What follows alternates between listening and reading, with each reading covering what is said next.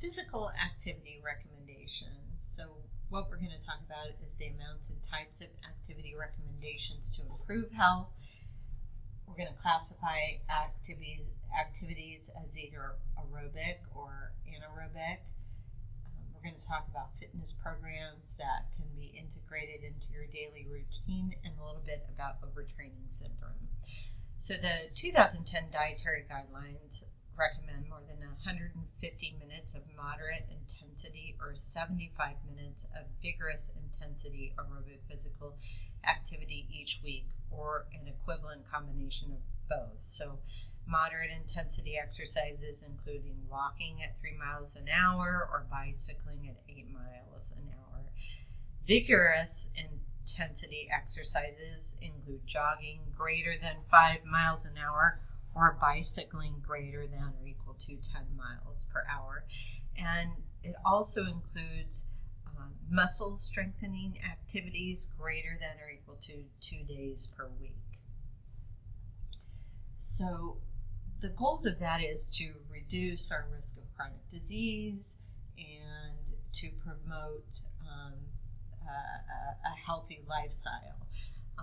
So what we want to look for in an exercise or fitness program, we want it to include aerobic activity for cardiovascular conditioning, stretching exercises for flexibility, and muscle strengthening exercises to increase our muscle strength and endurance and maintain or increase our muscle mass. The program should be integrated into an active lifestyle that includes a variety of everyday activities. We look for some enjoyable recreational activities, and we want a minimum amount of time spent in sedentary activities.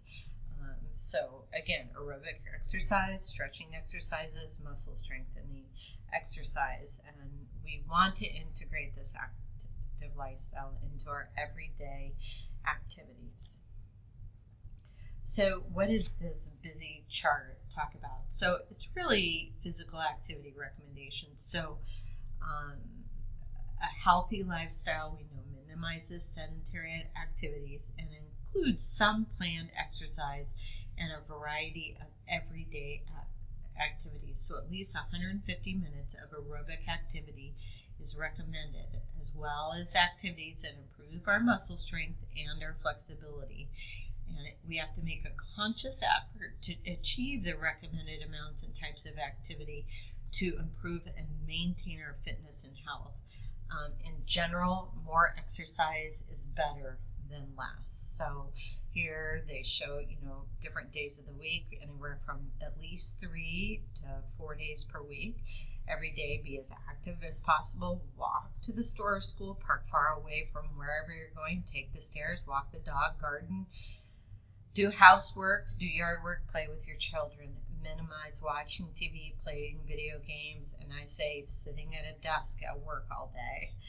3 days a week, you want to do aerobic activities, running, walking, swimming, biking, cross-country skiing, jumping rope, soccer, basketball, tennis, volleyball, football, rowing, surfing, swimming, a million different things I can think of that you need to do to be aerobically active. 2 to 3 days a week, you want strength and flexibility, so sit-ups, Pilates, push-ups, yoga, weightlifting, bowling. These are just examples. Stretching, stair climbing, sit-ups, tai chi, golf, canoeing. And the recommendations for aerobic as far as intensity is you need moderate to vigorous physical activity, raising your heart rate to 60 to 69% of maximum, or 70 to 85% of maximum. You need muscle strengthening using weights that are heavy enough for muscles to be exhausted after 10 to 12 repetitions. And flexibility, you want to extend to a position of mild discomfort, and it does talk about the frequency of those types of frequency and duration of those types of activities. So again, we're going to talk about the aerobic zone and what that means. So aerobic activity raises our heart rate to 60 to 85% of our maximum heart rate, and we want to exercise at an intensity that we are in our aerobic zone. And we'll talk a little bit more about that. So here, how do you find your aerobic zone? Everybody asks that, and everybody wants to know. So you want to check your heart rate during your exercise session to determine if you're in that zone. So you can check your heart rate by feeling your pulse at the side of your neck, just below the jawbone, like the person in this picture. A pulse is caused by the heart beating and the forcing blood through your arteries, and you want to count the number of pulses per minute, and that's going to equal your heart rate.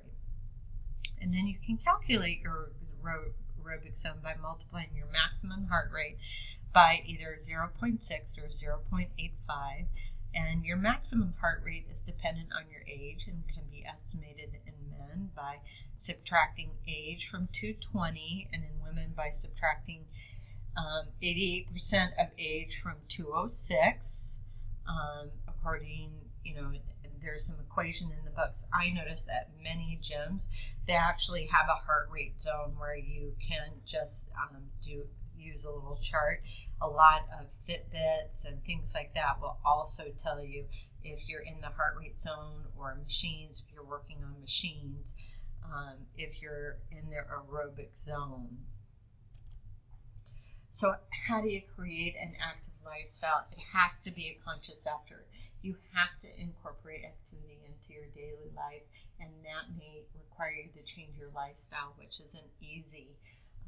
So you want to ride your bike to class or work, take a walk during your lunch break, enjoy outdoor games or walking with family and friends, and make those lifestyle changes gradually, but make sure that you're healthy enough to do it.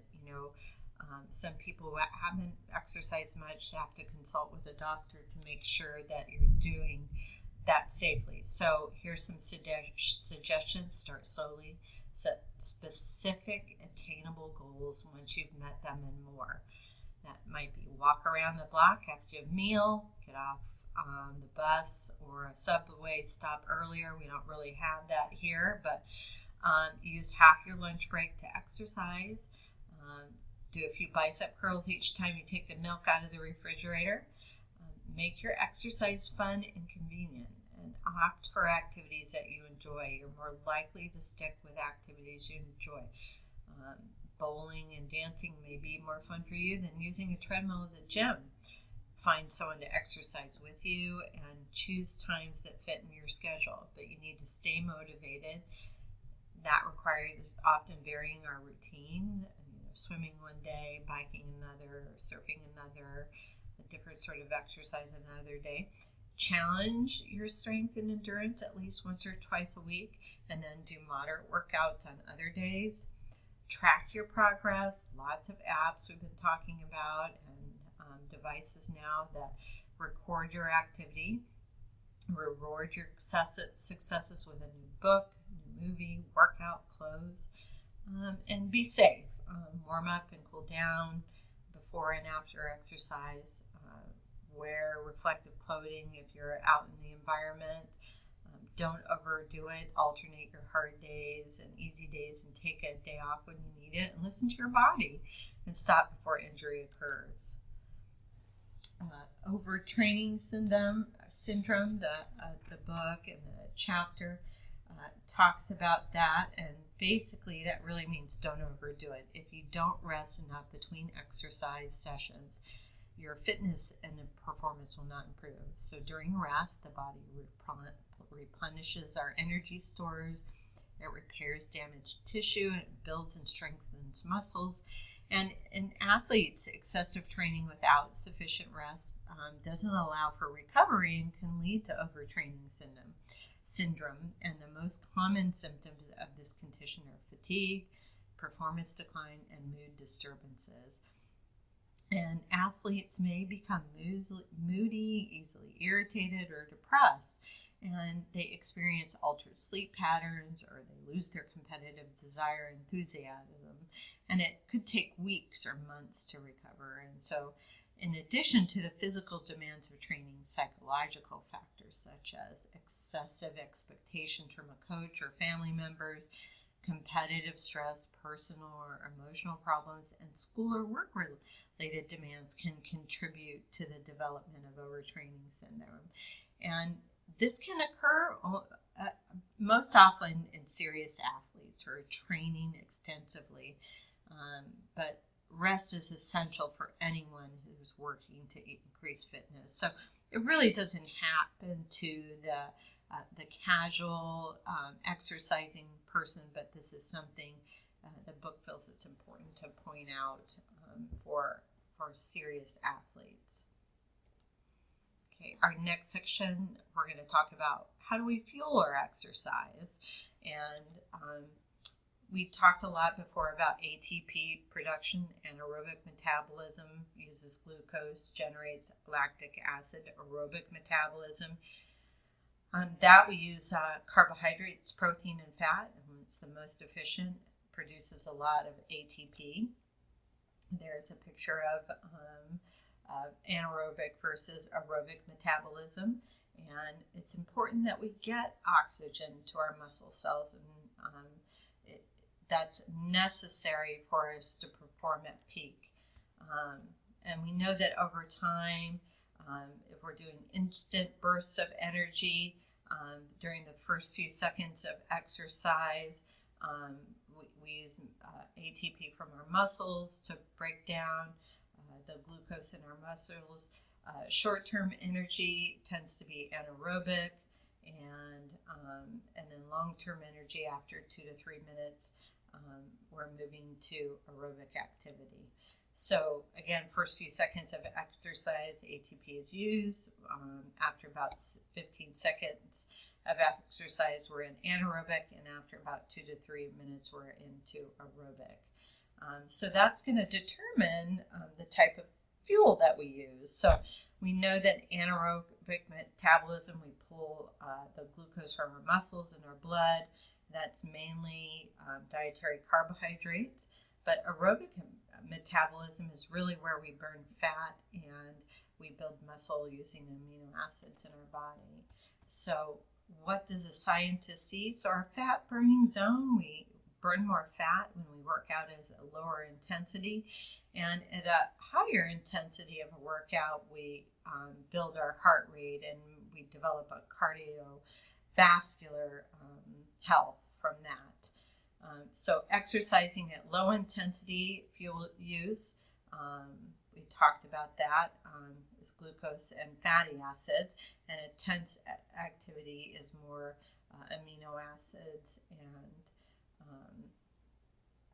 glucose as well. So here we see fuel intensity, amino acids, rest, fatty acids, glucose, and amino acids. Moderate intensity, we start moving out of there, and high intensity, a lot of glucose.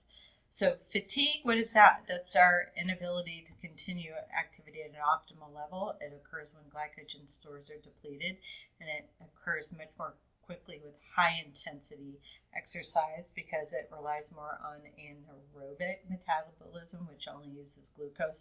We run out of glucose quickly. Very often it's called hitting the wall. So you've probably seen people in these marathons where they hit the wall and they just run out of glycogen in their body. So, you know, when you hear about athletes carving it up the night before, they are fueling their body with as much glycogen as possible so that they don't hit that wall. Lactic acid, you know, you hear a lot about it, but during low intensity exercise, it's really not an issue. Your muscles reabsorb it.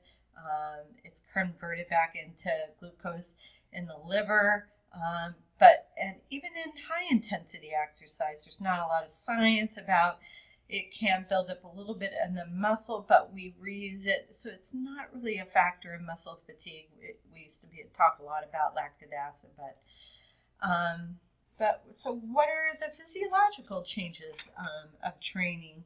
And you know, this is a great picture that talks about, you know, improved cardiovascular health, increased delivery of oxygen to cells, and the use of ATP with exercise. the next section, we'll move on to that next. This is the end of this section.